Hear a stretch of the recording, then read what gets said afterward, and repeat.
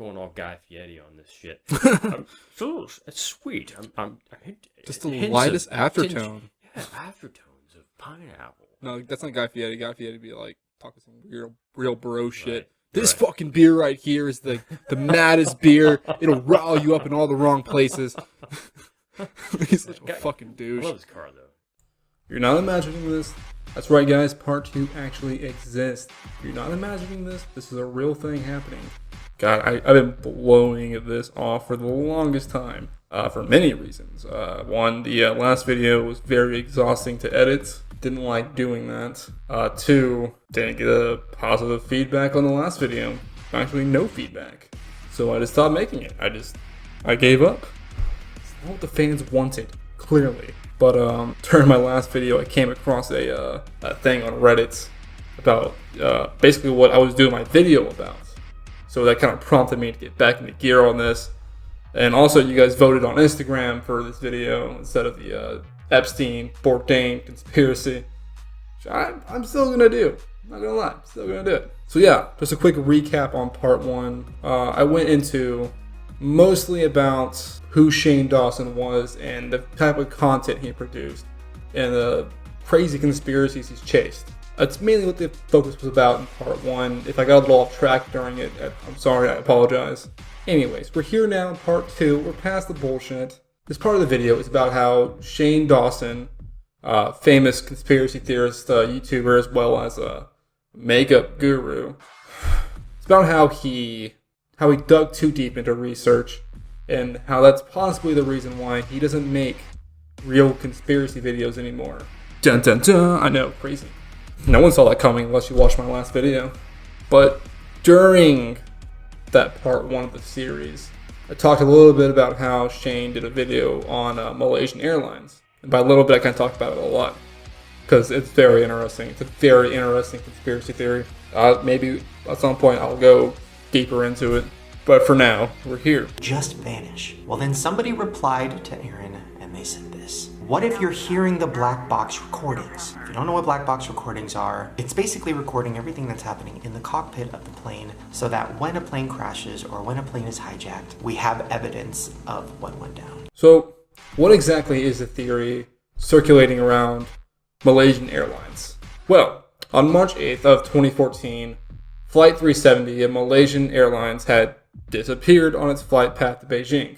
Now, there are multiple theories surrounding Flight 370, ranging from the normal and sound theory of there was a fire in the cockpit to there was cracks in the planes, so they had to take an emergency landing, and they crashed. And they range to the more outlandish, crazy conspiracies that I normally tackle. Things from like the US government accidentally shot it down. Let's face it, the government would never admit it in a million years. Or the plane was hijacked. That's right, hijacked. Not only was it a theory that the plane was attacked by terrorists, but also that the hijackers were, in fact, aliens. Aliens. Now, if you watched my last video, you saw that I went to this Twitter user by the name of Straight Away and Homicide, which are the same person, so I'm going to flip back and forth between names, so I apologize. Now, this Twitter user claims and even uploaded multiple recordings and messages he received from anonymous numbers and emails containing the black box recordings from Flight 370. Now, these clips seem to suggest that the Flight 370 was attacked by extraterrestrial life. So Shane had obviously done some research on this conspiracy of Malaysian Airlines, and maybe he just got too deep and someone or something came and told him, hey bro, back the fuck off, okay? The only reason I suggest this is because Straight Away had mentioned that towards the end of his little Twitter adventure that he had started to become followed and even had people photographing him outside of his house. Was that real? Did that happen? Yeah, no, that really did happen. Somebody had walked up to the front of my house and I didn't think anything of it. I just thought it was weird as hell because I don't know why somebody would be walking up to my house at 3 a.m. Then we have another Twitter user who began digging into it herself and tagging Homicide and her findings. She later then made a tweet about how all this was probably fake and she regrets bringing it up at all and was mad at the attention it was getting. And that's just She was all about it at first, and then suddenly she was like, no, this is fake. This is fake, guys. Sorry. The same thing that happened to Homicide happened to this girl, which also happened to, potentially, Shane Dawson. And considering he has a much larger platform than Homicide, it couldn't be that far off. Okay, so before I talk about this next part of the video, I'm not going to dive into this a whole lot, because this shit freaks me out. So we all heard of the Kanika Jenkins story, right? I want justice. Show me the video of my child walking into that freezer. From day one, that's all I've been asking. Well, Shane did a video regarding this story, and he wasn't the only person who was captivated by this missing persons case. An unnamed YouTuber was also digging pretty hard into this case, in fact, a little more than Shane. Some people say he was so close to cracking it and it led to human trafficking. Now, I'm not going to say his name because 1, cannot remember what it was. 2, when I did know what it was, I remember trying to find his channel and it was up.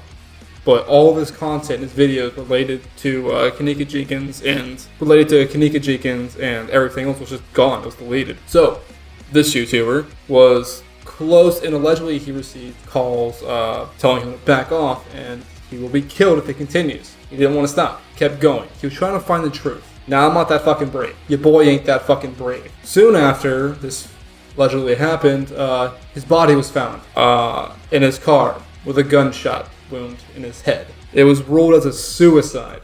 I don't know about you, but I don't know who's on the side of the street blowing their brains out. This is the reason why I haven't gone into this missing persons case, because it scares me. So first you see her stumbling out of an elevator and walking down a hallway. Now clearly she's intoxicated or on something, which would make sense because she had just went to a party and she probably was there all night. Now in this footage you see her stumbling down another hallway, having trouble keeping her balance. If you look at the clip, some people think it looks like somebody's holding on to her elbow and guiding her through the kitchen. Don't want that to happen. If it happens, I'll stop. So, did the more well-known Shane Dawson receive that same phone call or threat? It is certainly a possibility. Or should I say, a theory. Fuck, what is wrong with me? So it is no secret that Shane Dawson went heavily into Illuminati conspiracy theories. Now in his last, what I'm calling, real conspiracy video, Shane discussed a theory involving 9/11. But Alan, which one? Because, you know, there's like a million 9/11 theories. No, Shane talks about what is called predictive programming. Predictive programming is this theory that the US government, or Illuminati, uses media ranging from advertisements to children's cartoons, like these.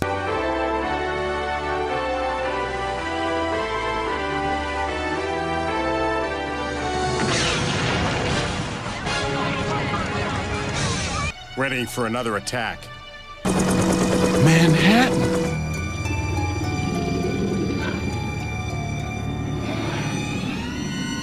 We are under attack. If anyone is out there listening, get out of town before it gets to you. And I'm out of here.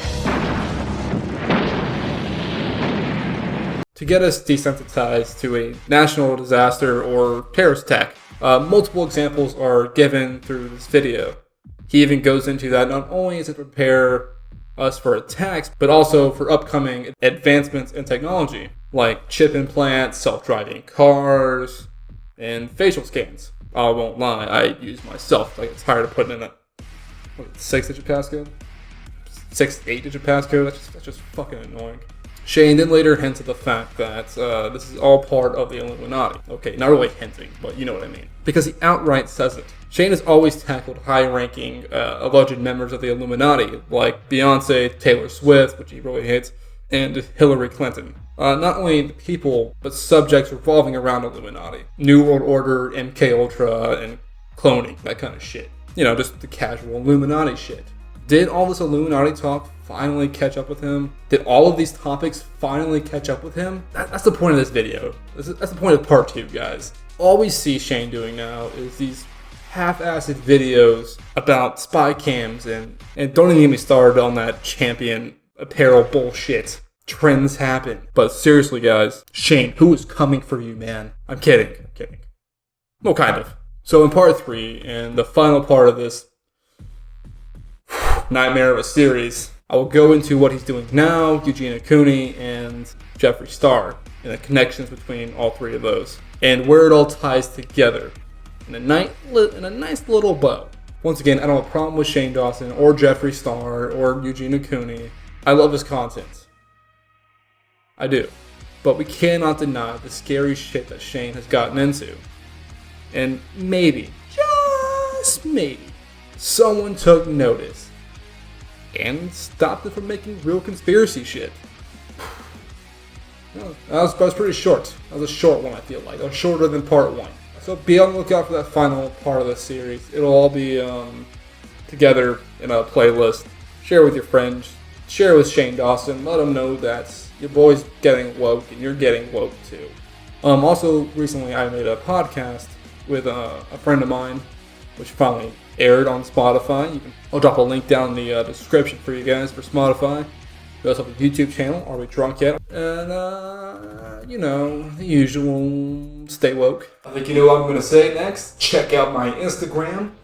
And, this was a fun video to make. If you like content like this and you like seeing content like this, then go check out my other videos. There's a playlist over there. And there's also a video right there for my other YouTube channel, Are We Drunk Yet? Check those two things out. Michael Scott Paper Company.